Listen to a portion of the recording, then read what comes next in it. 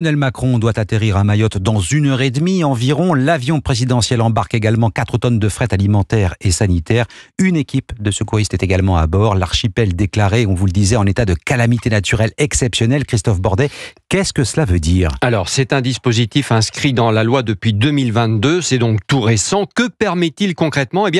De se passer de nombreuses lourdeurs administratives pour reconstruire logements ou bâtiments publics. 40% des écoles, par exemple, ont été endommagées. Cette mesure doit également permettre d'accélérer la remise en état du réseau électrique ou de distribution d'eau.